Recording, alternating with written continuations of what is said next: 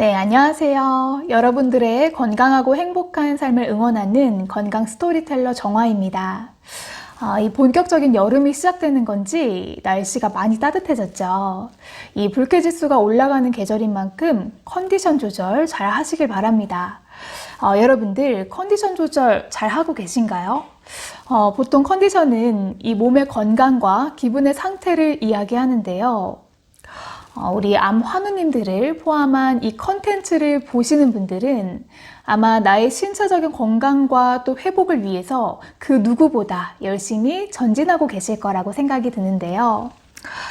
그런데 이 신체 건강만큼이나 또 중요하고 또 신체 건강을 위해서 밀접하게 연결되어 있는 것이 있습니다.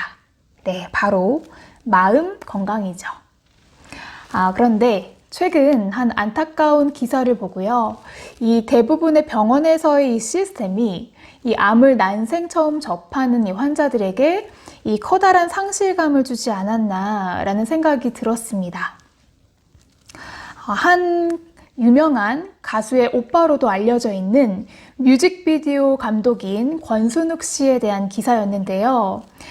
얼마 전 그 복마감 사기 진단을 받고 이 투병 중에 있으면서 특정 SNS를 통해서 소식을 전해왔습니다.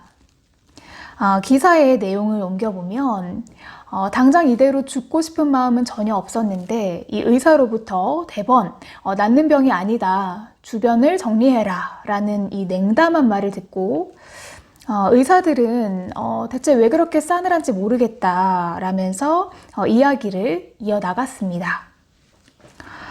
사실 우리나라에는 이렇게 우리 환자분들의 마음을 다스려주는 좋은 의사분들 많이 계시긴 합니다. 하지만 간혹 소통의 기술이 부족한 의사분들에 의해서 이 마음의 상처를 입는 분들이 계시는 것 같아서 조금은 아쉬운 마음이 들었는데요. 이에 대해서 한 대학병원 이 관계자에 따르면 이 종양내과 의사가 하루 100명을 이 외래 진료할 때가 있는데 이 환자의 감정을 배려하면서 상담을 하기 위해서는 더 많은 시간이 필요하고 지금 의료 시스템에선 불가능하다라고 이야기를 하면서 이 한국에서의 소위 3분 진료가 낳은 비극을 보여주었습니다. 결국엔 이 의사 개인의 문제라기보다 효율성에 초점을 맞춘 진료 시스템을 꼬집는 아쉬운 비판이 아니었나라고 생각하게 되었는데요. 이와는 별개로 또 해당 기사에 대한 의견으로는 의외로 상반된 시각도 있었습니다. 의사라면 객관적으로 판단된 내용을 환자에게 고지할 의무가 있고 또 이를 이행하지 않았을 때에는 추후에 각종 소송과 같은 문제가 야기될 수가 있다라는 거였는데요. 이 의과대 커리큘럼에는 이 의료 윤리 과목과 또 환자와의 이 소통법이 있기는 하지만 이걸 현실에서 반영하기에는 시스템이 턱없이 부족하다라는 이야기겠죠. 하지만 일본은 현재 치료 중심에서 환자 가치를 중시하는 관리 중심으로 의료 패러다임을 바꾸기로 선언했다고 하는데요. 특히 암의 경우에는 이 장기적으로 관리해야 하는 장거리 경주인 만큼 내 환자가 이 마음을 가다듬고 계획을 세울 수 있도록 환자와 환자의 가족을 고려한 상담, 같은 내용을 하더라도 안 나아요. 준비하세요. 와 같은 말보다 이 주변 얘기를 하면서 분위기를 조성한 뒤에 전달하는 것은 천양지차다 라며 이 꼬집는 한 교수의 인터뷰처럼 공감과 또 이해가 바탕이 된 인간적인 상담이 차후 치병을 하는 데에도 좋은 영향을 끼치지 않을까라는 생각이 들었습니다. 이걸 보면 나와 맞는 명의를 만나는 것도 커다란 복인 것 같습니다. 사실 지혜와 성실님도 처음 유방암 사기 선고를 받았을 당시에는 이 여명 6개월 정도를 생각하라는 의사의 말이 있었는데요. 하지만 현재까지도 자연치유를 병행해서 의사가 말했던 기간보다 훨씬 길게 치유하면서 생활하고 계십니다. 이 치병 전부터 오랜 기간 지켜본 저로서는요, 이 지성님의 낫고자 하는 의지와 또 강한 확신이 여기까지 오게 된 결과가 아닐까라는 생각을 하게 되는데요.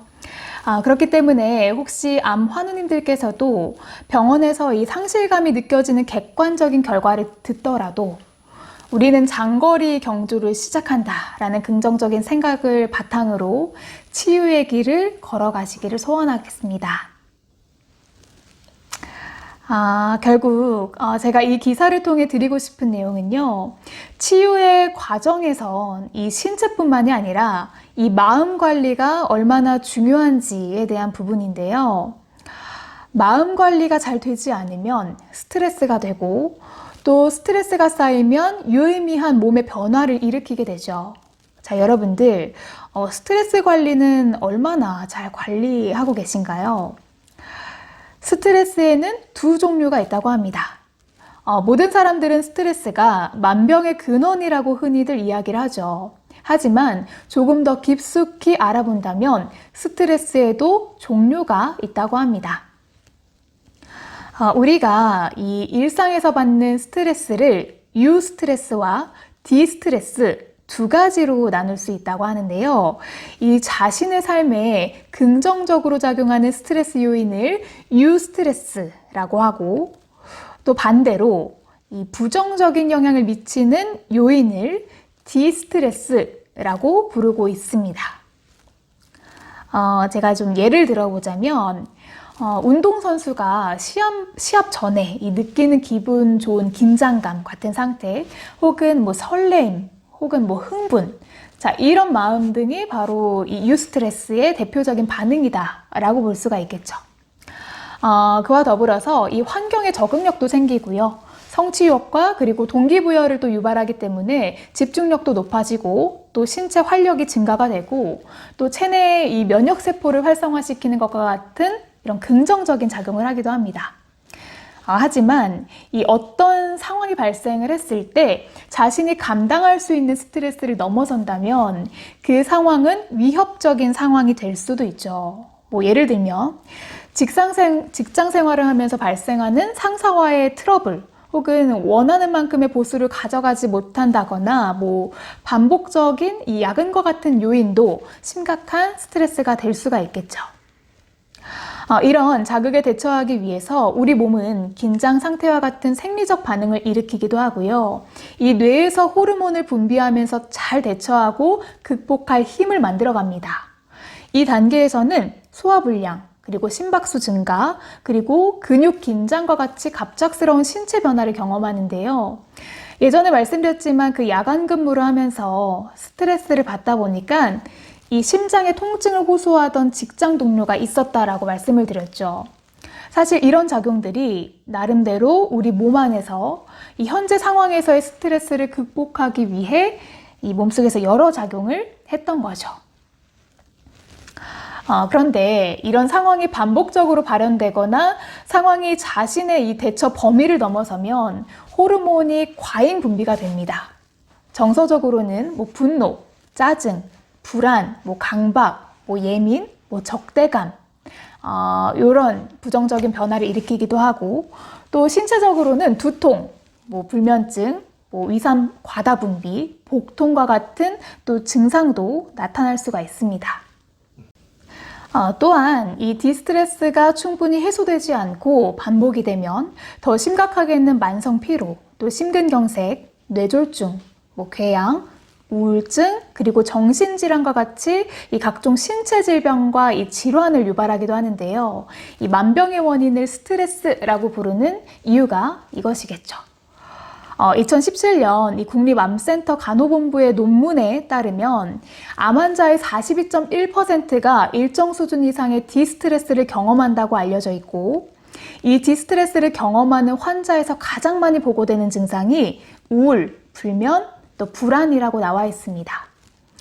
이런 증상은 암 환자의 투병 의지를 약화시킬 뿐만이 아니라 암의 경과 그리고 치료 과정이나 이런 예후에도 안 좋은 영향을 미치게 되고 또 환자와 가족들의 삶의 질을 또 저하시킨다라고 경고하고 있습니다. 디스트레스 관리는요, 단순히 내 마음이 편하기 위해서 혹은 뭐 내가 정서적으로 안정을 취하기 위해서만 중요한 게 아닙니다. 생물학적으로 도움을 준다는 연구 결과들이 계속해서 나오고 있는데요. 결국에 이 디스트레스 관리는 내 마음만 편하자고 하는 게 아니라 내분비적인 호르몬과 또 신경계적인 여러 가지 증상, 그리고 나의 면역 체계를 긍정적으로 바꿔주는 데에도 효과를 발휘한다라는 것이죠. 미국에서는 암병원에서 일반적으로 암 치료할 때 이 디스트레스 관리를 반드시 포함시키도록 하고 있고, 정신과가 아니라 일반 종양학 내에서도 이 정신건강 전문가가 포함이 되어서 디스트레스 관리를 하도록 규정을 하고 있습니다. 그만큼 스트레스 관리는 우리의 치병 활동에 꼭 필요한 부분이라는 점 항상 기억하시길 바랍니다. 사실 모든 사람은 스트레스를 받기는 하죠. 여러 가지 이유로 받기는 하는데 이 스트레스를 줄이는 방법을 우리는 선택을 해야 한다는 건데요. 전문가는 이 효과적인 방법이 바로 편지를 쓰는 것이다 라고 이야기했습니다. 그런데 이 편지라는 게 어떤 특정 대상에게 편지를 쓰는 것이 아니라 이 스트레스를 받는 상황에 대한 본인의 솔직한 감정을 적는 것만으로도 스트레스를 줄이는 효과가 있다고 하는데요. 이와 더불어서 자신이 쓴 편지를 버리거나 이 지우는 행동을 통해서 스트레스를 없애는 것과 같은 효과를 얻을 수 있다고 합니다.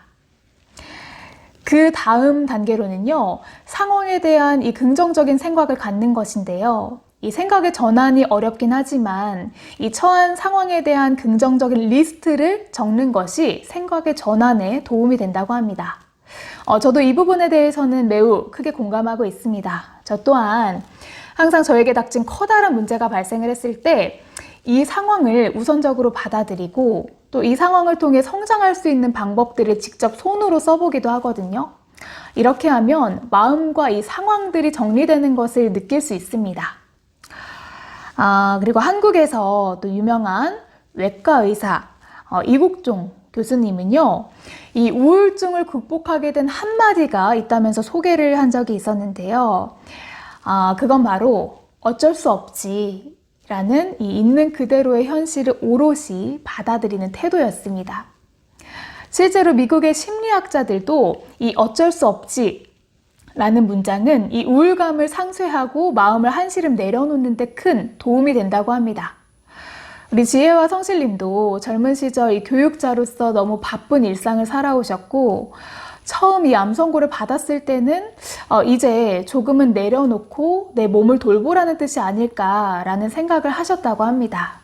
결국 이 말은요, 현재 일어난 일에 대해서 나에게만 일어난 부정적인 일이다 라고 보는 것이 아니라 나에게도 일어날 수 있지 라는 마음으로 받아들이고 또 앞으로를 어떻게 해야 할지 또 차근차근 계획하면서 긍정의 마음으로 치유 활동을 하시면 분명 성공적인 치유의 삶이 되지 않을까 하는 생각이 들었습니다.